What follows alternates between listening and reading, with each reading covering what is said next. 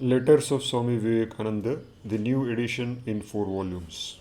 Letter number 434, addressed to Miss Mary Hale, 14 Greycoat Gardens, Westminster, London, SW, 1st November 1896. Gold and silver, my dear Mary, have I none, but what I have I give to thee freely. Footnote, see the Bible, King James Version, Acts 3.6. Footnote ends.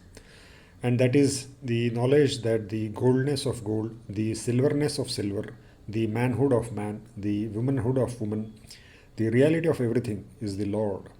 And this Lord we are all trying to realize from time without beginning in the objective, and in the attempt throwing up such queer creatures of our fancy as man, woman, child, body, mind, the earth, sun, moon, stars, the world, love, hate, property, wealth, etc. Also ghosts, devils, angels, and gods, God, etc. The fact being that the Lord is within us, we are He, the eternal subject, the real ego, never to be objectified, and that all this objectifying process is a mere waste of time and talent. When the soul becomes aware of this, it gives up objectifying and falls back more and more upon the subjective. This is the evolution, less and less in the body and more in the mind, till man, the highest form, meaning in Sanskrit manas, thought, the animal that thinks and not the animal that senses only. This is what in theology is called renunciation. The formation of society, the institution of marriage, the love for children, our good works, morality, and ethics are all different forms of renunciation. All our lives in every society is the subjection of the will, the thirst, the desire.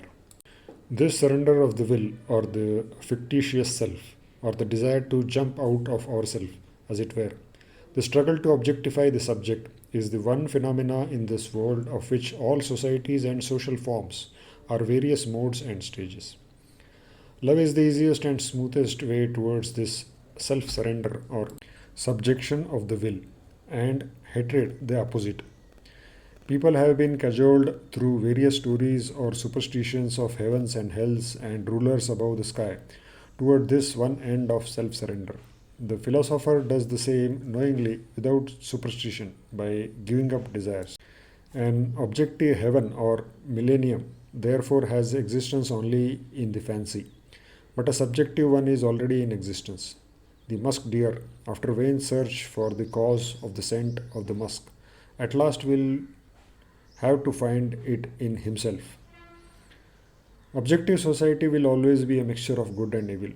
Objective life will always be followed by its shadow, death. And the longer the life, the longer will also be the shadow. It is only when the sun is above our own head that there is no shadow. When God and good and everything else is within us, there is no evil. In objective life, however, every bullet has its billet. Evil goes ever with good as its shadow. Every improvement is coupled with an equal degradation. The reason being that good and evil are not two things, but one.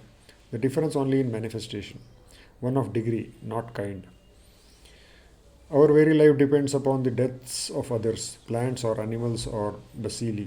The other great mistake that we often make is that good is taken as an ever increasing item, while evil is a fixed quantity. From this, it is argued that evil being diminished every day, there will come a time when good alone will remain. The fallacy here lies in the assumption of a false premise. If good is increasing, so is evil. My desires have been much more than the desires of the masses among my race.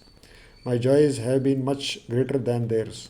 True, but my misery is million times more intense.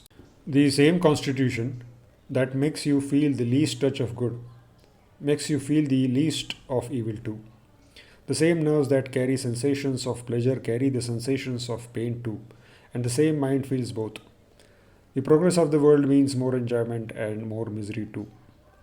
This mixture of life and death, good and evil, knowledge and ignorance is what is called Maya, or the universal phenomena. You may go on for eternity inside this net seeking for happiness. You will find much, but with it much evil too. To have good and no evil is childish nonsense. Two ways are left open. One, by giving up all hope, to take up the world as it is and bear the pangs and pains in the hope of a crumb of happiness now and then. The other, to give up the search for pleasure, knowing it to be pain in another form, and to seek for truth. And those that dare try for truth succeed in finding that truth as ever present in themselves. Then we also discover how the same truth is manifesting itself, both in our relative error and knowledge. We find also that the same truth is bliss, which again is manifesting itself as good and evil. And with it also we find real existence, which is manifesting itself as both death and life. Thus we realize that all these phenomena are but the reflections, bifurcated or manifolded, of the one existence, truth, bliss, unity, my real self, and the reality of everything else. Then, and then only perhaps, it is possible to do good without evil. For such a soul has known and got the control of the material of which both good and evil are manufactured. And he alone can manifest one or the other as he likes. And we know he manifests only good. This is the Jivan Mukta, the living free, the goal of Vedanta as of all other philosophies. Human society is in turn governed by the four castes: the priests, the soldiers, the traders, and the laborers. Each state has its glories as well as its defects. When the priest, that is Brahmin, rules, there is a tremendous exclusiveness on hereditary grounds. The persons of the priest and their descendants are hemmed in with all sorts of safeguards. None but they have any knowledge. None but they have the right to impart that knowledge. Its glory is that at this period is laid the foundation of sciences. The priests cultivate the mind, for through the intellect they govern. The military, that is Kshatriya rule, is tyrannical and cruel, but they are not exclusive, and during that period arts and social culture attain their height. The commercial, that is the Vaishya rule, comes next. It is awful in its silent crushing and blood sucking power. Its advantage is, as the trader himself goes everywhere, he is a good disseminator of ideas collected during the two previous states. They are still less exclusive than the military, but culture begins to decay. Last will come the laborer, that is Shudra rule. Its advantages will be the distribution of physical comforts. Its disadvantages, perhaps the lowering of culture. There will be a great distribution of ordinary education, but extraordinary geniuses will be less and less. If it be possible to form a state in which the knowledge of the priest period, the culture of the military, the distributive spirit of the commercial, and the equality ideal of the last can all be kept intact, minus their evils, it will be an ideal state. But is it possible? Yet the first three have had their time. Now is the time for the last. They must have it. None can resist it. I do not know all the difficulties about the gold or silver standards. Nobody seems to know much as to that. But this much I see, that the gold standard has been making the poor poorer and the rich richer. Bryan was right when he said, "We refuse to be crucified on a cross of gold." Footnote: Mr. William Jennings Bryan, 1860 to 1925, was an American lawyer and politician. His speech at the National Democratic Convention in Chicago on 8th July 1896, popularly known as the Cross of Gold speech, won him the Democratic nomination. Footnote ends. The silver standard will give the poor a little better chance in this unequal fight. I am a socialist not because I think it is a perfect system, but half a loaf is better than no bread.